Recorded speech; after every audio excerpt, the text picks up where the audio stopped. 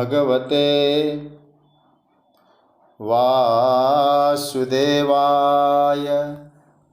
कृष्णाय वासुदेवाय हरे परमात्मने प्रणतः क्लेशनाशाय गोविंदाय नमो नमः। नमः परमहंसास्वादित चरणकमलचिन्मकरन्दाय भक्तजनमानस निवासाय श्रीरामचन्द्राय। वागीशायस्य वदने लक्ष्मीर्यस्य च वक्ष्यसि यस्यास्ते हृदये संवित् तं नृसिंहमहं भजे। गुरुर्ब्रह्मा गुरुर्विष्णुर्गुरुर्देवो महेश्वरः गुरुस्साक्षात् परब्रह्म तस्मै श्री गुरवे नमः। भगवत चरण कमलानुरागी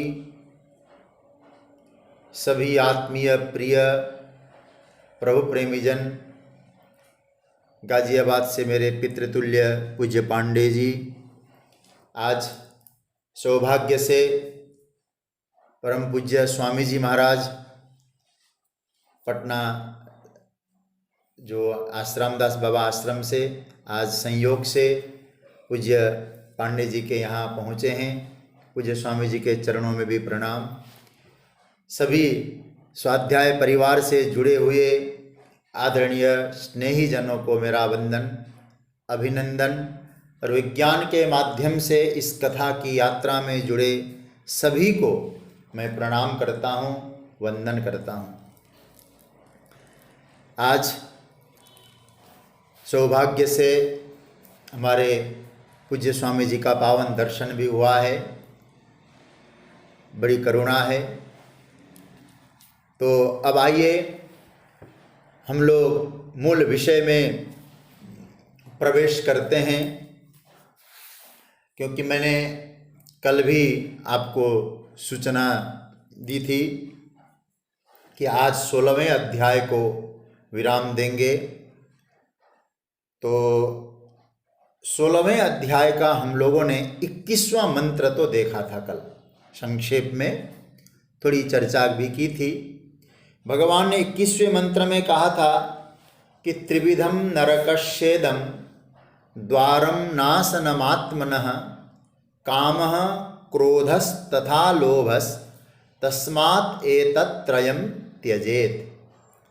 भगवान ने कहा कि ये नाश के द्वार है काम क्रोध लोभ, लेकिन मैंने आपको निवेदन किया था काम क्रोध लोभ में एक शब्द और जोड़ दीजिएगा।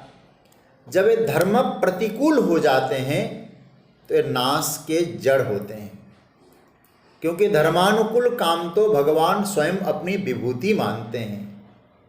बलम बलवता चाहम काम राग विवर्जितम धर्मा विरुद्ध भूतेषु कामोस्मि भरतर्षभ। धर्म के अनुकूल रहने वाला काम तो भगवान है। तो यहाँ काम को त्यागने की बात जब ठाकुर जी कहते हैं तो धर्म प्रतिकूल काम उसका त्याग है। यहाँ धर्म प्रतिकूल क्रोध और धर्म प्रतिकूल लोभ। कल मैंने इसलिए कथा के अंत में कुब्जा का दृष्टांत देकर बताया था। हमारी जब बुद्धि कंस जैसे अहंकार का पोषण करने लगती है तो वहाँ धर्म प्रतिकूल काम क्रोध लोभ होने के कारण वो बुद्धि असुंदर हो जाती है। लेकिन भगवान श्री कृष्ण जब उनके आश्रय स्थल हो जाते हैं, उनका आश्रय मिल जाता है, तो फिर वो सुंदर बन जाता है, वो बुद्धि सुंदर हो जाती है। ऐसा कल चर्चा में हमने वही बताई थी। भगवान कहते हैं ये जो सभी अनर्थों का जो मूल है, कल भाष्य की चर्चा भी हुई थी, सभी अनर्थों का जो मूल है घोर नरक की प्राप्ति कराने वाले ये जो काम क्रोध लोभ, ये भगवान ने नरक के द्वार नाश करने वाले बताए। इसमें मुझे लगता है 3 चीजें तो निश्चित रूप से इनमें रहती है। पहला कि ये जो प्रबल हो जाते हैं, काम क्रोध लोभ का जो वेग प्रबल हो जाता है, तो व्यक्ति जिस ओर बढ़ रहा है, अपनी लक्ष्य की ओर बढ़ रहा है, जिस ओर बढ़ रहा है उधर से ये विकार रोक देते हैं, मतलब लक्ष्य प्राप्ति में व्यवधान उत्पन्न करते हैं। दूसरा का रूप है, पहला क्या बताया, लक्ष्य प्राप्ति में ये रुकावट डालते हैं, विक्षेप करते हैं। और दूसरा जो बताया वो यह है, जब ये धर्म प्रतिकूल होकर प्रबल वेग आवेश आ जाता है तो व्यक्ति निषिद्ध आचरण करने लगता है। जो आचरण उसको नहीं करना चाहिए ऐसा आचरण उसके द्वारा होता है, वो नहीं करता, मतलब ये विकार उससे करवा ही लेते हैं। और तीसरा पतन होता है, क्योंकि व्यक्ति का पतन विकारों से ही संभव है, उसका पतन भी हो जाता है।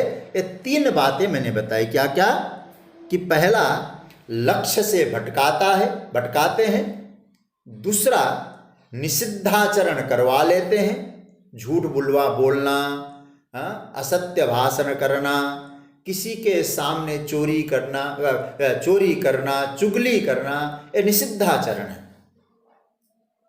तो लक्ष्य से भटकाने वाले, निषिद्ध आचरण करवाने वाले, और तीसरा है पतन के हेतु। ये 3 जो है इनमें अवगुण होता है जब व्यक्ति धर्म प्रतिकूल काम क्रोध लोभ का आश्रय जब वो लेता है। अच्छा भाई, हम लोगों को क्या चाहिए फिर? तो भगवान ने कहा कि अर्जुन, तुमने जिज्ञासा क्या की थी? जब शुरुआत में दूसरे अध्याय का 7वां श्लोक जब अर्जुन ने गाया था तो क्या जिज्ञासा की थी?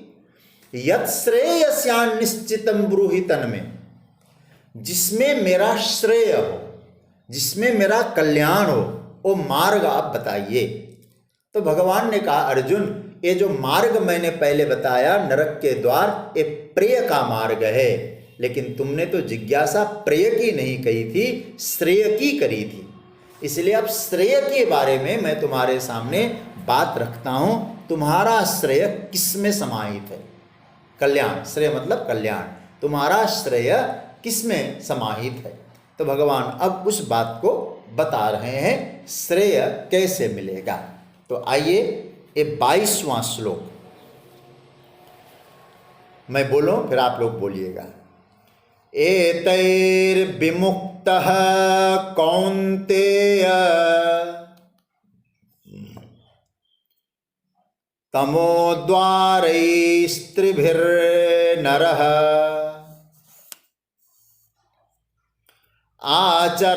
आचरत्यात्मनः श्रेयस् ततो याति परां गतिम। भगवान क्या कहते हैं, पहले इसका अर्थ देख लीजिएगा। कौन्तेय एतै त्रिभिः तमोद्वारै विमुक्ता नरः आत्मनः श्रेय आचरति ततः परां गतिम याति।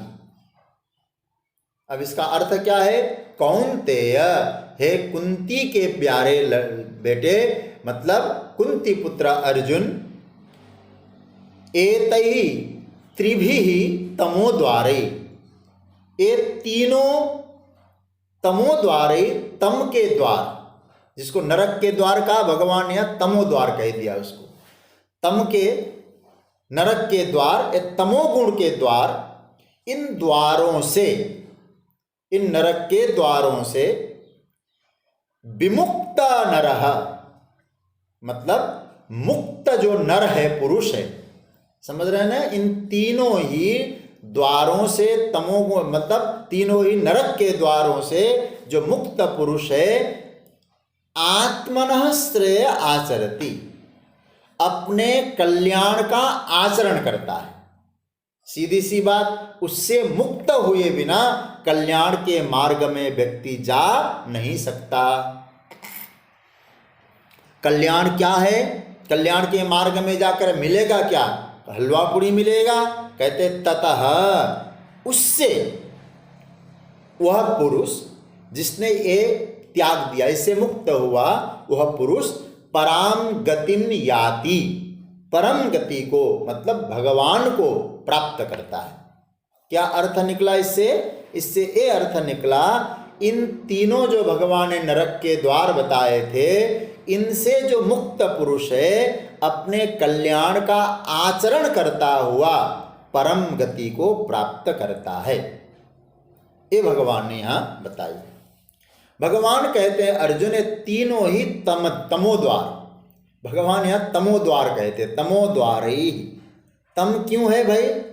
क्योंकि ये अंधकारमय द्वार है, इसमें प्रकाश तो है ही नहीं, इसलिए इस प्रकार की गति को धूम मार्ग भी कहा है भागवत में।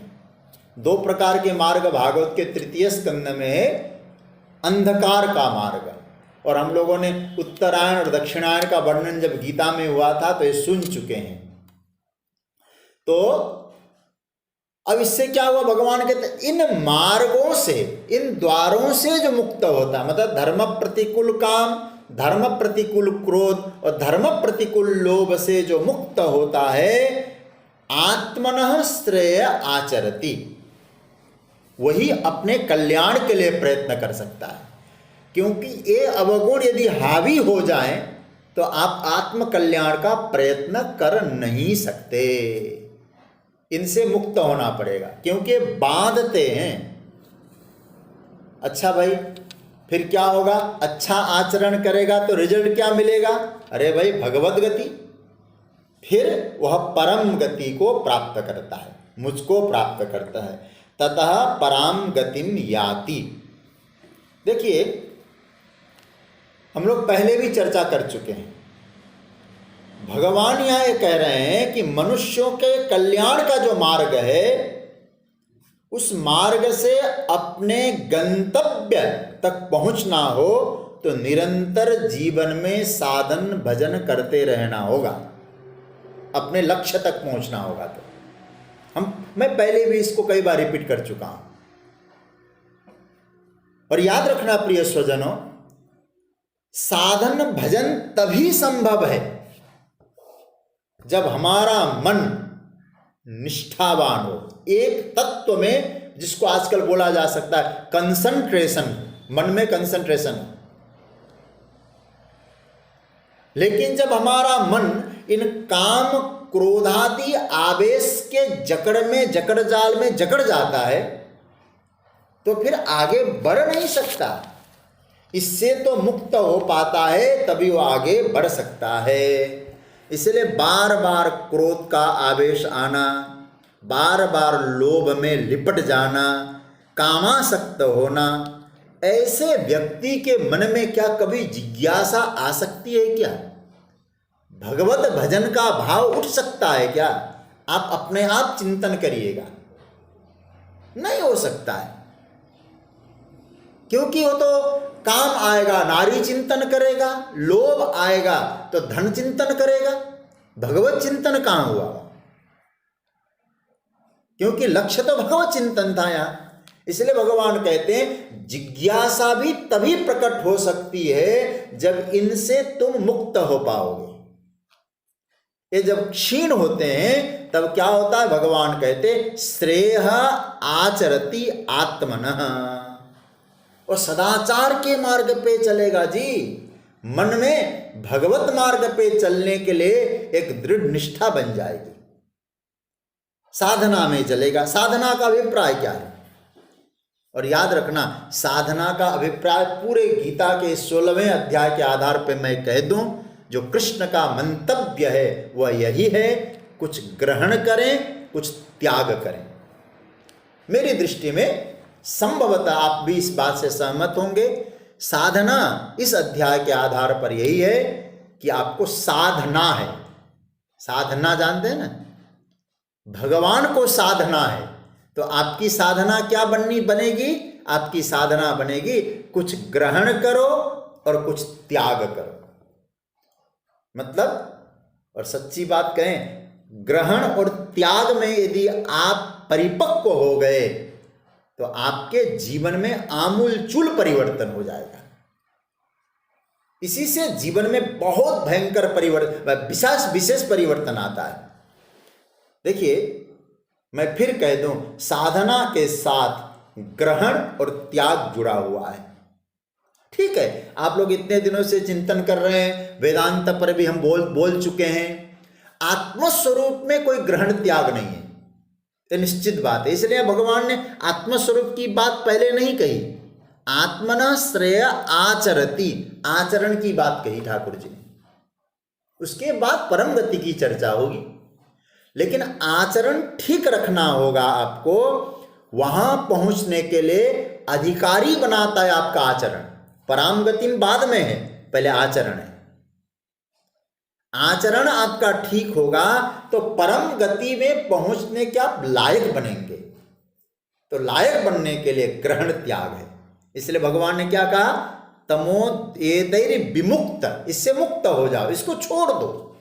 जो तुम्हारे मार्ग में व्यवधान करने वाले ये धर्म प्रतिकूल चीजें आ रही है, इसको तुम त्याग दो। अच्छा भाई, एक विचार करिएगा थोड़ा सा। सामान्य रूप से भी जब हम भौतिक जगत में शारीरिक अस्वस्थता के कारण जब बीमार हो जाते हैं तो हम डॉक्टर वैद्य के पास जाते हैं। डॉक्टर वैद्य जब औषधि देता है उस समय भी वो कहता है कि नहीं कहता है? कहते हैं ये खाना, ये नहीं खाना, खट्टी चीज, नमक मिर्च इत्यादि से परहेज रखना, लौकी खाना, खीरा खाना, इस तरह से कुछ बोलता है कि नहीं बोलता है? इसको ग्रहण करो, इसको त्याग करो। और हमारे गोविंद तो पूरे जगत के वैद्य है जी। जगत में उनको सबको स्वस्थ करना है। स्वस्थ मतलब जानते हैं? स्व में स्थित होना है, अपने में ही स्थित होना ही स्वस्थ है। स्वयं में स्थित रखना चाहते ठाकुर जी। और स्व में स्थित रखने के लिए बहुत बढ़िया औषधि, ज्ञान की औषधि जो भगवान दे रहे हैं, वो औषधि तो ले लो, लेकिन परहेज यह रखो, क्या? दैवी गुणों को स्वीकार करो, आसुरी गुणों को त्याग करो। एक ग्रहण और त्याग है। दैवी संपत्ति का ग्रहण हो और आसुरी संपत्ति का त्याग हो।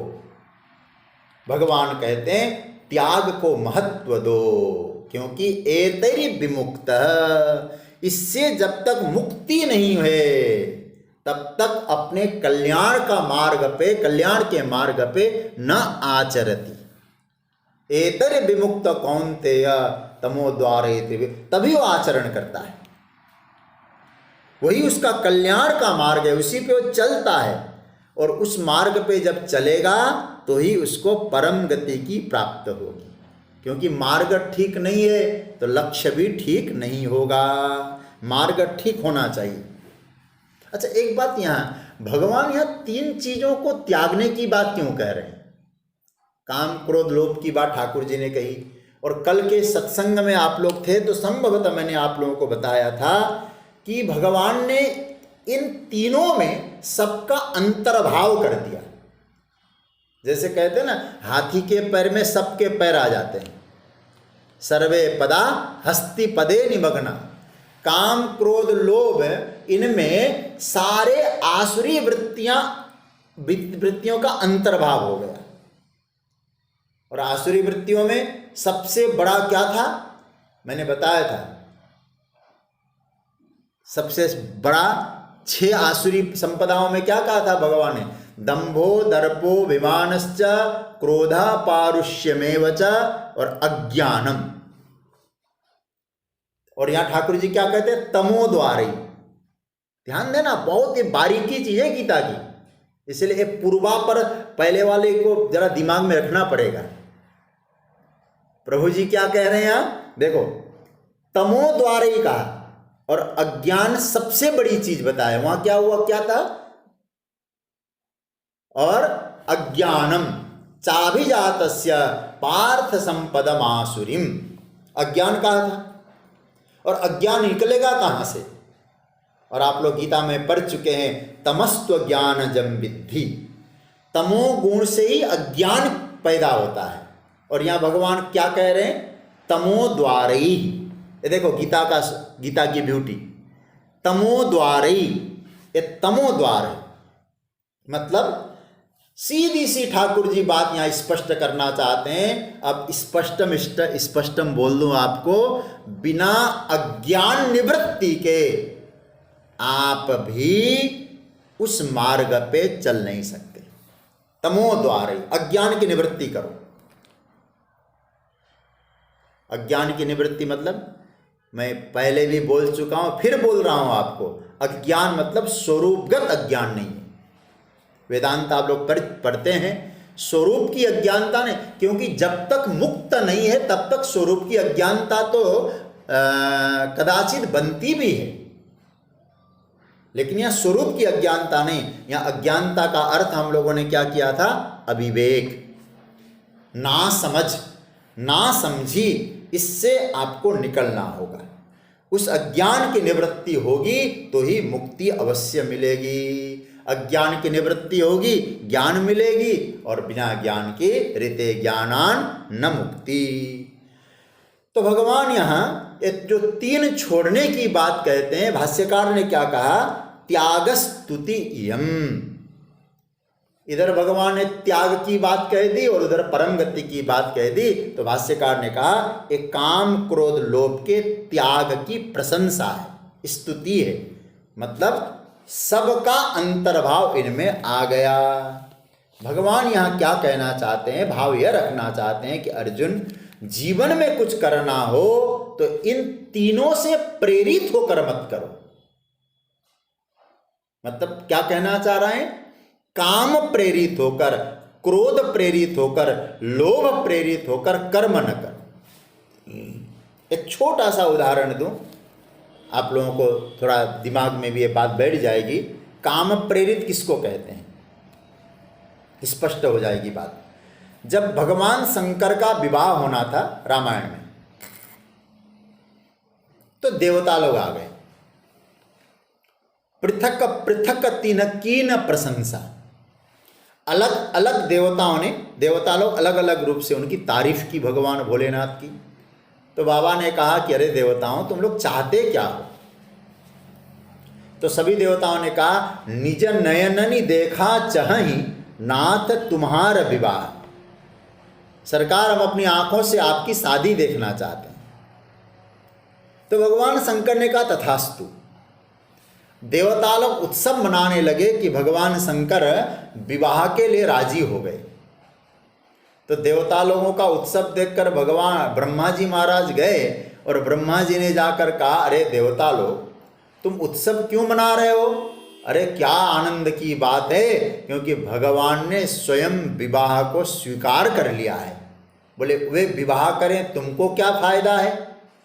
बोले शिव विवाह करें तो तारकासुर मरेगा, और तारकासुर मरेगा तो हमारा मार्ग निष्कंटक हो जाएगा। तो देवता लोग तो स्वार्थी है ही, स्वकार्य कुशलासुरा। तो क्या मतलब हुआ? तो शंकर भगवान का गृहस्थ चले या न चले, हमारा काम बन जाए बस। हाँ, तारकासुर मरे, क्योंकि शिव क्या पुत्र ही मार सकता है तारकासुर को। तो ब्रह्मा जी ने कहा, देवता लोग थोड़ा सा विचार करो, पुत्र की प्राप्ति में पति पत्नी में काम का प्रादुर्भाव होना बहुत आवश्यक है। प्रिय स्वजनों, मेरी बात का गलत अर्थ मत लगाना। काम प्रादुर्भाव जब होता है पति पत्नी में, जब भी संतान की उत्पत्ति होती है। लेकिन भगवान शंकर विवाह करने जा रहे हैं तो काम प्रादुर्भाव तब होगा जब काम होगा।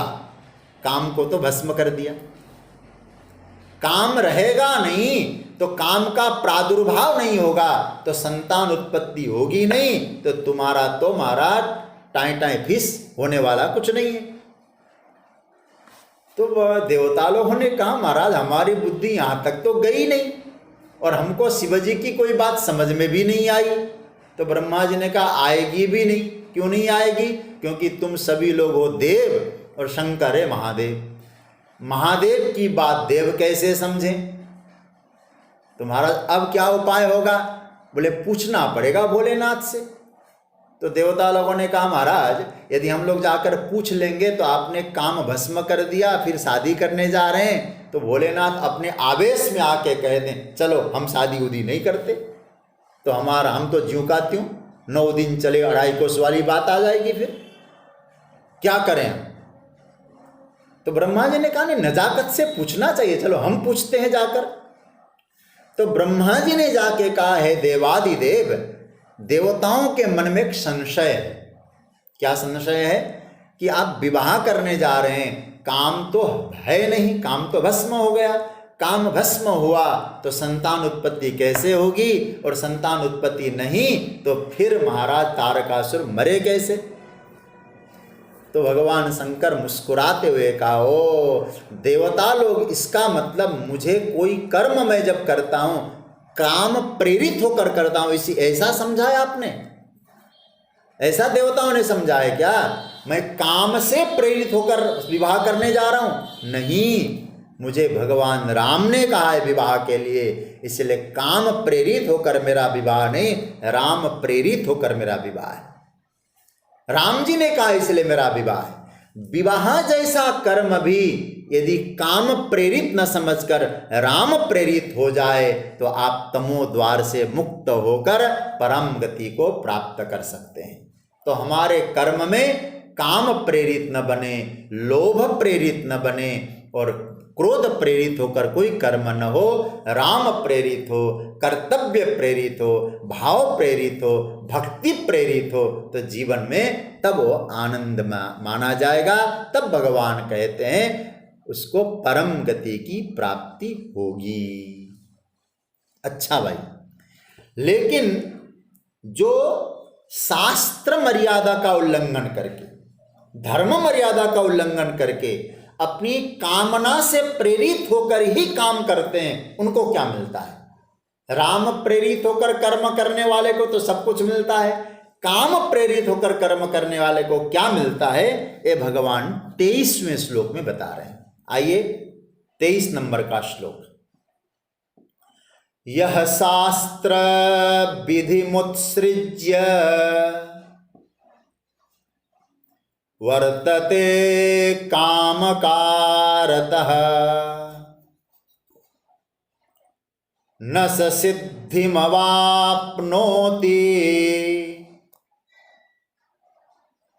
न सुखम न पराम गतिम।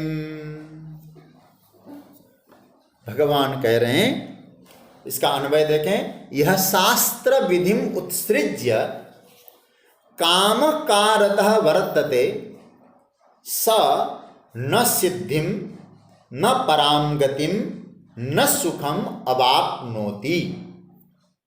क्या अर्थ है?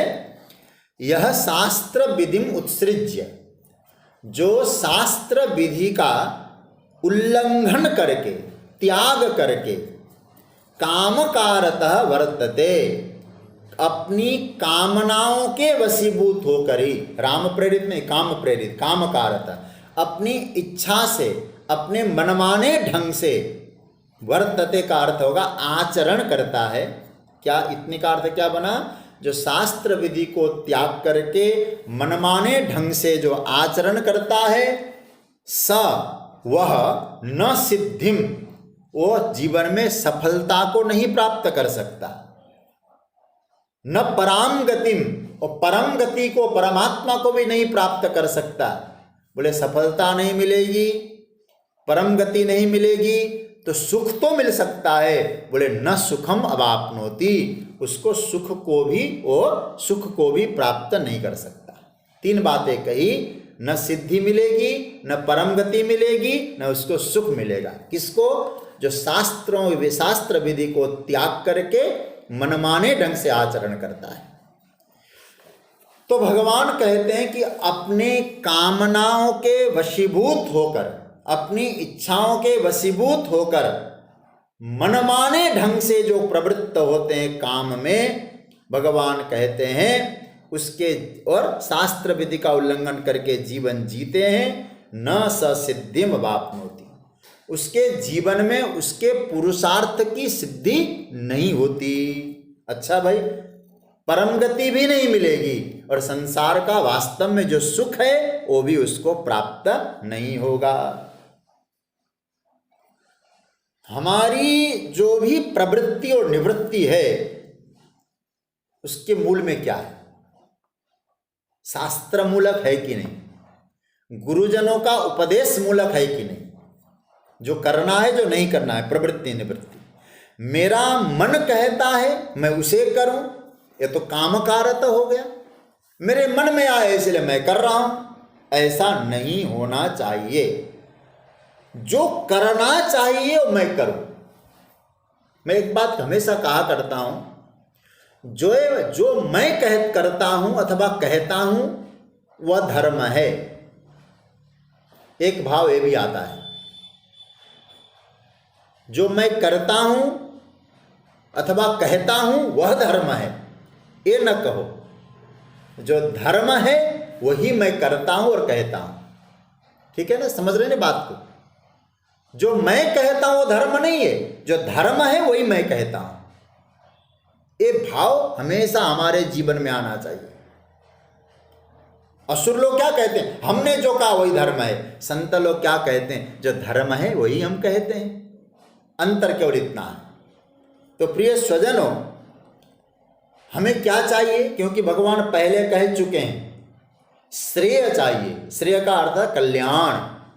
कल्याण चाहिए जीवन में। तो कल्याण यदि हमें चाहिए, जिससे कल्याण हो, श्रेय की प्राप्ति हो, वह करना है हमको जो शास्त्र ने बताया है, धर्म ने बताया है। चाहे वो अच्छा आपको लगे चाहे न लगे, क्योंकि रोग निवृत्ति के लिए औषधि चाहे कड़वी हो चाहे मीठी हो आपको लेनी पड़ेगी।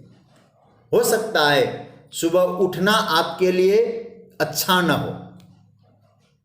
मन में क्या आया? अरे भाई सुबह बढ़िया अच्छी नींद आ रही, ठंड ठंड है, चलो सो जाएं। लेकिन धर्म ने क्या कहा, शास्त्र ने क्या कहा? ब्राह्मे मुहूर्ते चोत्थाय, ब्रह्म मुहूर्त में जगो। अब उस समय आपको अच्छा नहीं लग रहा है, लेकिन मुझे वो करना है जो शास्त्र ने कहा है। देखो, जो मनमाने ढंग से जीते हैं उनके लिए भगवान कहते हैं वो श्रेय, उनका श्रेय तो होगा नहीं, कल्याण तो होगा नहीं। और फिर अर्जुन को मानो याद दिलाना चाहते, अर्जुन तुम्हारी क्या जिज्ञासा थी? युद्ध के लिए तुम जा रहे थे तो पहले अध्याय में क्या कहा था? न च श्रेयोनुपश्यामि, मुझे कल्याण दिखाई नहीं दे रहा है। और बाद में जाकर तुमने क्या कहा? मुझे श्रेय बताइए, यत् श्रेयस्यान निश्चितम ब्रूहितन में। इसलिए अर्जुन मैं श्रेय की बात कर रहा हूं तुमको। मैं इतना ही कहूंगा, जीवन में शास्त्र के अनुरूप, गुरुजनों के उपदेश के अनुरूप जो नियम है उन नियमों का पालन करो। इसलिए मैं एक निवेदन आपसे करना चाहूंगा, नियम निष्ठा। आज मैंने स्वाध्याय परिवार में जो संदेश देता हूं गीता के सूत्रों उसमें संदेश में, तो आज मैंने लिखा था उसमें, नियम निष्ठा जब व्यक्ति के जीवन में होती है ना, नियम के प्रति निष्ठा, वो निष्ठा आपका कल्याण करती है, आपकी रक्षा करती है। नियम पालन में निष्ठा बना के रखिए। कभी कभी हम लोग शिथिल हो जाते हैं, चलो यार नहीं चलेगा हमारा नियम, इसलिए मान लेते हैं। नियम में दृढ़ता हो, ठाकुर जी आपकी रक्षा करेंगे और व्यवस्था भी करेंगे। नियम निष्ठा होनी चाहिए। और मैं तो इतना ही कहूंगा, अपने मनमाने ढंग से कुछ करना तो पतन का हेतु है। और मनुष्य होकर के हम पतन को प्राप्त करें, इससे बड़ा नुकसान और क्या हो सकता है? यदि इस प्रकार काम के वशीभूत होकर हम जीते हैं, उनको क्या मिलेगा? काम कारत। यदि जो जीते हैं शास्त्र का अनुपालन नहीं करते, भगवान कहते न स सिद्धिमवाप्नोति। पुरुषार्थ भी करेगा ना, उसको सफलता नहीं मिलेगी, वहां परम गति नहीं मिलेगी और कोई सुख का साधन भी उसको नहीं मिलेगा। तो भगवान यहाँ क्या कहना चाहते हैं? इसलिए हे अर्जुन, तुम्हें शास्त्र विधि का अनुसरण करना चाहिए। शास्त्र ने जिस धर्म को बताया है उस धर्म का पालन तुमको दृढ़ निष्ठा से करना चाहिए, तभी तुम्हारा कल्याण संभव है, ये बताया। इसलिए इस श्लोक को मैंने संक्षेप में ही सुनाया, लेकिन एक मूल उपसंहार का श्लोक है, ये बहुत विशिष्ट श्लोक है। इस श्लोक में आपको ज़्यादा दिक्कत भी नहीं आई होगी। जो शास्त्र विधि का उल्लंघन करके अपनी कामना के कारण अपने मनमाने ढंग से वर्तते आचरण करता है, उसको सिद्धि नहीं मिलेगी, सुख नहीं मिलेगा और मरने के बाद परम गति भी नहीं मिलेगी। तो शास्त्र विधि का उल्लंघन नहीं करना चाहिए, एक। दूसरा, कभी भी मनमाने ढंग से कोई काम नहीं करना चाहिए, ये बात है। अब भगवान इस अंतिम मंत्र में, बहुत प्यारा मंत्र है, शास्त्र प्रमाण को मान करके कर्म करने के लिए ठाकुर जी प्रेरित हम सबको कर रहे हैं, शास्त्र मर्यादा में रहने के लिए कह रहे हैं। अंतिम श्लोक मैं बोलूंगा, फिर आप लोग बोलिएगा, फिर इस पर थोड़ी चर्चा करेंगे। तस्मात् शास्त्रम प्रमाणम ते कार्य व्यवस्थितो ज्ञात्वा शास्त्र विधानोक्तम कर्म कर्तुमिहार्हसि। भगवान कहते हैं कि पूरा उपसंहार कर दिया यहाँ, क्या करना चाहिए अब सुन लो। तस्मात्, इसीलिए, ये सबका निचोड़ बता रहे ना सार, इसीलिए तस्मात् ते यह कार्य व्यवस्थितो शास्त्रम प्रमाणम एवं ज्ञात्वा शास्त्र विधानोक्तम कर्म कर्तुम अर्हसि। इसका अर्थ तस्मात्, इसलिए, ते यह कार्य व्यवस्थित हो, ते मतलब तेरे लिए, यह मतलब इस कर्तव्य, इसमें, इस लोक में, इस देह में क्या है, कार्य अकार्य व्यवस्थित हो, कर्म कर्तव्य और अकर्तव्य की व्यवस्था में शास्त्रम प्रमाणम, शास्त्र ही प्रमाण है, इति एवं ज्ञात्वा, ऐसा जान करके, शास्त्र विधानोक्तम, शास्त्र विधि के द्वारा नियत, शास्त्र विधान से परिष्कृत कर्म कर्तुम अर्हसि, कर्म ही करने योग्य है। मतलब क्या अर्थ बना, इसका अर्थ बना, इसलिए अर्जुन तेरे लिए इस कर्तव्य और अकर्तव्य की व्यवस्था में शास्त्र को प्रमाण मानकर शास्त्र विधि के द्वारा ही कर्म करने के लिए तू योग्य है, ये भगवान ने कहा है। अब ठाकुर जी अपना डिसीजन सुना रहे हैं, अपना निर्णय सुना रहे हैं। मेरा निर्णय क्या है, तस्मात्, आप लोग पढ़ाते हैं ना सब कुछ बोलने के बाद, इसीलिए, देयरफॉर, ऐसा बोलते हैं ना। अब ठाकुर जी भी यही कह रहे हैं, ये सब सुनाया अर्जुन, अब मेरा मत सुन लो। क्या है सरकार, भगवान ने कहा कि जो शास्त्र विधि का उल्लंघन करके जो काम करते हैं उनको कुछ नहीं मिलता, लेकिन जो शास्त्र को सामने रखकर, गुरुजनों के उपदेश को सामने रखकर जो काम करते हैं उनको क्या मिलता है। भगवान कहते सच्ची बात तो यह है, का कर्तव्य अकर्तव्य की व्यवस्था में प्रमाण शास्त्र ही है, शास्त्र ही प्रमाण है। यह शब्द बहुत प्यारा है भाई, हाँ? यह शब्द है ना यहाँ, देखो यहाँ कहाँ यह शब्द है, कर्म कर्तुम इह अर्हसि। यह शब्द का अर्थ होता है इस, हमारे आचार्यों ने कहा इसके 3 अर्थ है। कर्म करने के लिए यह शब्द क्यों कहा, मतलब इस लोक में, इस जन्म में और इस देह में, इस देह से कर्म करो, इस जन्म में कर्म करो, इस लोक में कर्म करो। लेकिन कैसे कर्म करना है, भगवान कहते शास्त्र प्रमाण के आधार पर कर्म करना है। हम जानते हैं हमारे जीवन में शास्त्र का स्थान क्या होना चाहिए। भगवान तो कहते हैं शास्त्रम प्रमाणम। देखिए हमारा मूल क्या है? शास्त्र है। शास्त्रों में वेद शास्त्र है। उसमें क्या क्या है? वेद में कर्म और ज्ञान। आप लोग कहेंगे भैया हम तो इतने दिन से उपासना भी पढ़ के हुए आए, लेकिन हमारे आचार्यों ने, भाष्यकार क्या कहते हैं? दो ही समझ लो, कर्म और ज्ञान। महाराज उपासना, बोले कर्म में ही उपासना का अंतर्भाव हो जाता है। समझ रहे हैं ना? क्योंकि उपासना भी क्रिया प्रधान तो होती है। माला जपना ये भी कर्म है, ठाकुर जी को फूल चढ़ाना ये भी कर्म है। तो कर्म और ज्ञान, कर्म के द्वारा धर्म की शिक्षा और ज्ञान के द्वारा ब्रह्म का निर्दर्शन, ब्रह्म का दर्शन। तो क्या बना? कर्म और ज्ञान। कर्म से धर्म, ज्ञान से ब्रह्म। तो कर धर्म और ब्रह्म। समझ रहे हैं ना? शास्त्र मतलब कर्म भी सिखाए, धर्म भी सिखाए और ब्रह्म का बोध भी करे। इसलिए शास्त्र को एकांगी मत समझ लो, एक पक्षीय नहीं है। इन दोनों के बारे में कौन प्रमाण है? भगवान कहते शास्त्र प्रमाण है, कर्म करने के लिए भी और ब्रह्म को जानने के लिए भी।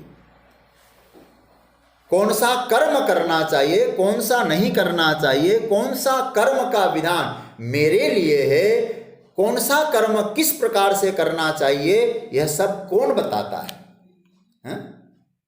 हमारे लिए शास्त्र ही तो बताते हैं, धर्म ग्रंथ ही तो बताते हैं।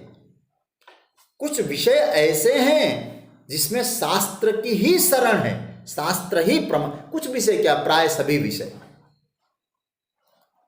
फिर भी मैं कुछ शब्द का प्रयोग कर रहा हूं, जैसे धर्म अधर्म, उसका फल क्या है, पाप पुण्य क्या है।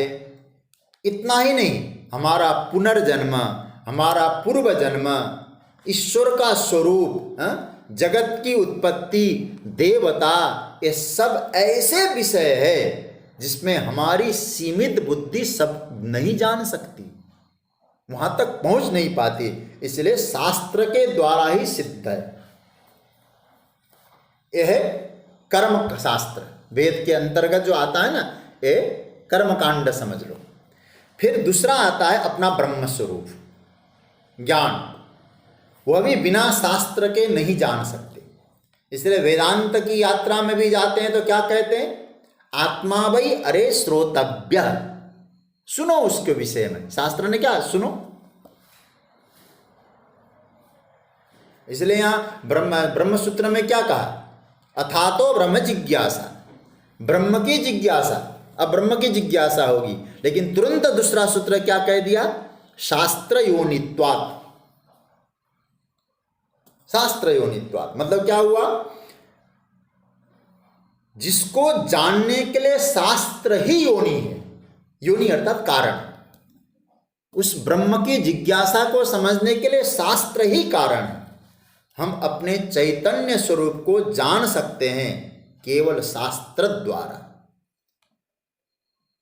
इसलिए कभी कभी तो लगता है, ये कहा जा सकता है ब्रह्म भी शास्त्रगम्य ही है। जो विधि निषेध जो होते हैं वो कौन बताता है? वो भी शास्त्र बताते हैं। इसलिए प्रिय स्वजनों, उस शास्त्र में श्रद्धा रख करके, उसका अनुसरण करके जो हम चलते हैं, शास्त्र में जो श्रद्धा रखता है, याद रखना, इसको जो शास्त्र में श्रद्धा रखकर जीवन का व्यवहार करता है, उसको अपूर्व की प्राप्ति होती है। अपूर्व मतलब पुण्य की प्राप्ति होती है। भगवान कहते, इसलिए हे अर्जुन, जब तुमको करना हो ज्ञात्वा शास्त्र विधानोक्तम, शास्त्र विधान को जानकर कर्म करो, क्योंकि प्रमाण यही है। अन्य कोई कर्तव्य अकर्तव्य के लिए कोई प्रमाण हमारे पास मौजूद नहीं। ठीक है? देखो भाई, वेद मूलक शास्त्र, इसलिए क्या कहा गया? वेदो खिलो धर्म मूलम। धर्म का मूल क्या है? वेद है। वेदो खिलो धर्म मूलम सर्वज्ञानमयो हि स। वेद में सर्वज्ञान है। सर्वज्ञान का मतलब क्या है? सब कुछ है। परमात्मा के द्वारा ही वह ज्ञान सृष्टि के आदि काल में प्रकट हुआ है। किसके द्वारा प्रदत्त है? ईश्वर के द्वारा, परमात्मा के द्वारा। इसलिए उस वेद तत्व के ज्ञान को हमारे यहाँ अपौरुषेय ज्ञान बोलते हैं। किसी पुरुष के द्वारा नहीं बनाया, पुरुष बुद्धि उसमें नहीं लगानी। तो ऐसे वेद शास्त्र के विधान को समझकर हमको कर्म करना है। मैं जो बता रहा हूं, पहला क्या बताया? वेद। अब थोड़ा सा मैं आपको बहुत सरल रूप में बताना चाह रहा हूं। पहला प्रमाण क्या है? वेद प्रमाण। शास्त्र मतलब वेद। अब जो लोग वेद नहीं जानते, हमारे आचार्यों ने बहुत बढ़िया बात कही। तो क्या कहा? जो लोग वेद को नहीं जानते वो स्मृति का आधार लेकर अपने कर्म को और अपने धर्म को जाने। स्मृति मतलब गीता है, अन्य ग्रंथ है, ये सब स्मृति है। फिर कहा जाता है महाराज हम पढ़ने कहाँ जाएंगे, पुराण इत्यादि हैं, ये सब कहाँ पढ़ेंगे, कितना पढ़ेंगे? अनंत शास्त्रम बहुलाश्च विद्या, कब तक पढ़ते रहेंगे? इसलिए वेद के द्वारा समझ नहीं पा रहे हैं तो शास्त्र पढ़ने का फुर्सत नहीं, अथवा पढ़ नहीं पा रहे हैं शास्त्र, तो हमारे शास्त्र ग्रंथ महापुरुषों ने तीसरा उपाय भी बताया है। ध्यान से सुनना, हो सके तो नोट कर लो। पहला वेद, दूसरा स्मृति, पुराण, स्मृति ग्रंथ इत्यादि, पराशर स्मृति, मनुस्मृति। फिर तीसरा उपाय बता रहे हैं, सत्पुरुषों के उपदेश से आचरण करें। ये भी शास्त्र सम्मति माना जाएगा। वेद के अनुसार आचरण करो, पुराण स्मृतियों के अनुसार आचरण करो, नहीं तो सत्पुरुष के द्वारा अनुसरित, सत्पुरुष के उपदेश से जो प्राप्त हुआ उसके द्वारा कारण आचरण करो, उस पूर्वक आचरण करो। इसलिए मनु जी ने एक बहुत प्यारा श्लोक बोला है, संभवतः मनुस्मृति का। ये क्या कहते हैं? वेद स्मृति सदाचार, बहुत प्यारा श्लोक है। वेद स्मृति सदाचार स्वस्य च प्रियमात्मनः एतत् चतुर्विधम प्राहु साक्षात धर्मस्य लक्षणम। ये चार प्रकार के धर्म के लक्षण बताए। ये चार प्रकार का अनुसरण करो, ये चार धर्म के मूल है। पहला क्या है? वेद। ठीक है, वेद के अनुसार आचरण करो। फिर उसके बाद दूसरा क्या बताया? दूसरी है स्मृति। स्मृति। तीसरा पुराण इत्यादि। तीसरा बताया सदाचार। इस पर बड़ी व्याख्या हमारे महापुरुषों ने करी है। सदाचार का मतलब सज्जन धर्मनिष्ठों का जो आचरण है, उनको देखकर भी आप धर्म का निर्णय कर सकते हैं। मतलब कल मैंने बताया था ना, महाजनो येन गतः स पंथा। यदि उनके द्वारा देखकर आप आचरण नहीं कर पाते तो आप उनके पास जाइए, उनसे पूछकर धर्म का निर्णय करिए।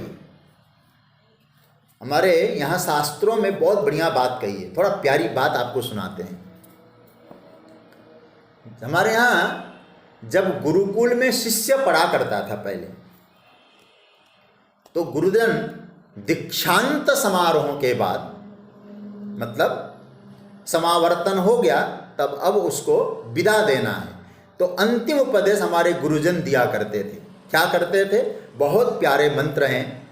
यदि ते कर्म विचिकित्सा वृत्त विचिकित्सा वा स्यात्। देखो बहुत प्यारी बात है। आपको यदि कभी भी कर्म के बारे में संशय हो, व्यवहार के बारे में संशय हो, कोई भी संशय हो, तो आप तो घर जा रहे हो, क्योंकि मेरा सानिध्य तो अब छूट रहा है। तो आप अपने जीवन में आए हुए कर्म और धर्म व्यवहार का संदेह कैसे निवारण करोगे? तो कैसे करेंगे? क्या कहते हैं आचार्य? फिर उपदेश करते हैं, तत्र ब्राह्मणा असंवर्षिण युक्ता आयुक्ता अलुक्षा धर्म कामा स्यु। क्या बोल रहे हैं?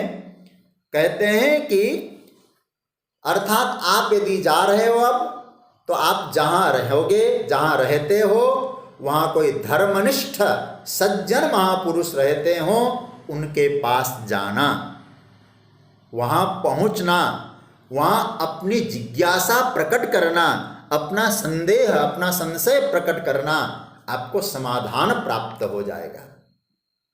तो सत्पुरुष का जो आचरण है ना, सत्पुरुष का जो उपदेश है, वो भी धर्म के लिए प्रमाण माना गया है। ये शास्त्र प्रमाणम की बात कर रहा हूं मैं आपसे। शास्त्र प्रमाण, धर्म प्रमाण। पहला क्या? वेद प्रमाण। दूसरा प्रमाण क्या बताया? स्मृति प्रमाण। और तीसरा प्रमाण सत्पुरुषों का आचरण, उनका उपदेश। वेद के द्वारा चलो, स्मृतियों के द्वारा चलो, महापुरुष के उपदेश के अनुसार चलो, वो भी जो शास्त्र के आधार पर चलने वाले महापुरुष है, उनके आधार पर। कहते हैं कि अब ये तीनों भी हमारे पास उपलब्ध नहीं। पहले जमाने में, अब आजकल तो क्या है, हम फोन से भी कोई सलाह ले सकते हैं।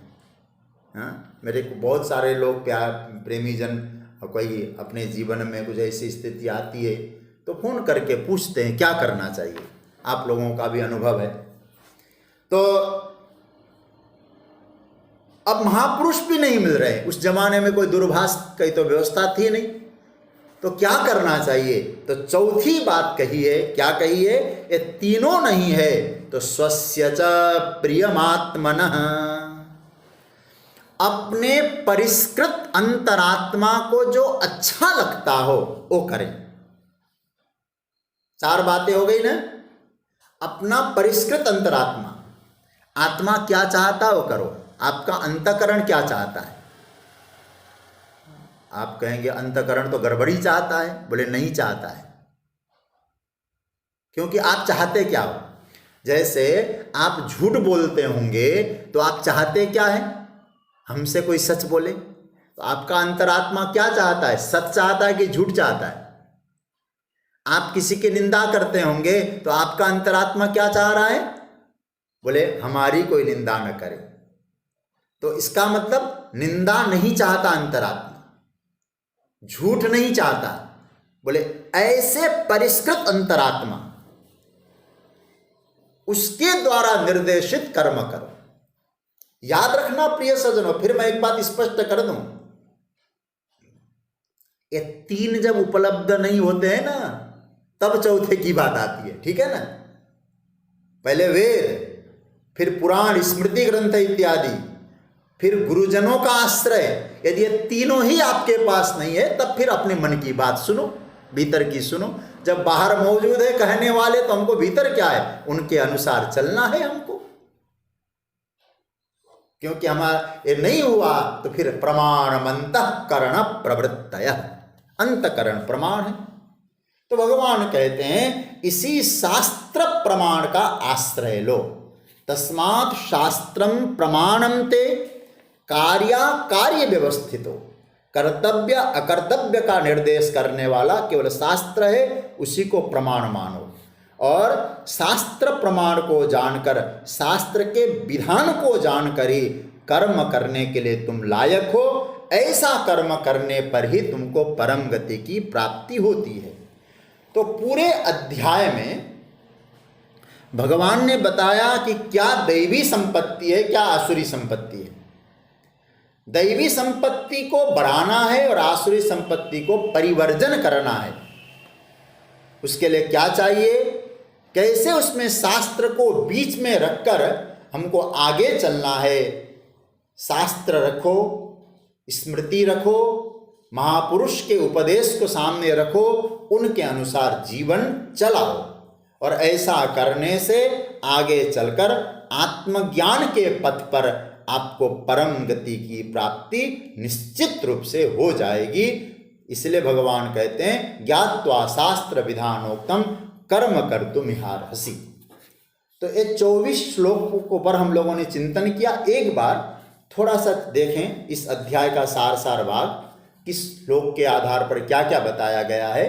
देखिए, इस अध्याय का नाम है दैवासुर संपद विभाग योग। दैवी संपत्ति और आसुरी संपत्ति का यहां विभाग ठाकुर जी ने बताया है। और इसका बताया भगवान भाष्यकार ने, आसुरी संपत्ति ग्रहणीय है, त्याज्य है, परिवर्जन करना है, और दैवी संपत्ति ग्रहणीय है, उसे ग्रहण करना है। तो भगवान ने सबसे पहले, आप एक बार आप देखें, और अंत में आज पूरे अध्याय का पाठ भी करना है।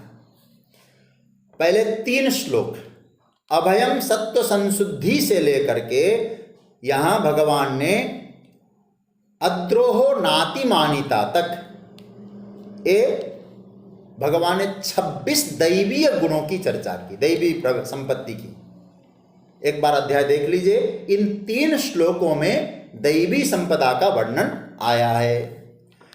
फिर जो भगवान ने जो चौथा श्लोक गाया, इसमें 6 प्रकार की आसुरी संपत्ति का वर्णन किया है। दंभो दर्पो अभिमानश्च क्रोधः पारुष्यमेव च अज्ञानम। ये भगवान ने 6 संपत्ति का वर्णन किया। किसकी? बोले देवताओं की नहीं, दैवी नहीं, आसुरी। फिर 5वां जो श्लोक है इस अध्याय का, दैवी संपद विमोक्षाय, ऐसा कहकर भगवान ने दैवी संपत्ति मुक्ति के लिए है और आसुरी संपत्ति बंधन के लिए है।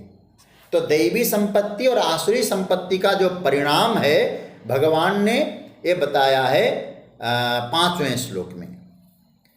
6ठे श्लोक में भगवान ने आसुरी संपत्ति को विस्तार से कहने की प्रतिज्ञा करी। जो मैंने 6 मन बताए संपत्ति, मैं उसी का डिटेल्स में विस्तार से कहने जा रहा हूं, ऐसा कहकर एक प्रकार का संकल्प किया, प्रतिज्ञा करी। और 7वें श्लोक से लेकर के प्रवृत्तिम च निवृत्तिम च जनान विदुरासुरा, यहां से लेकर के लगभग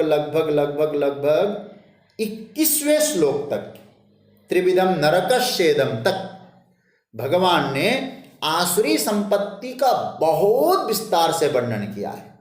जिसमें आड्यो विजनवान अस्मि इदमद्य मया लब्धम अनेक चित्त विभ्रांता, ये सब भगवान ने आसुरी संपत्ति का डिटेल्स बताया है।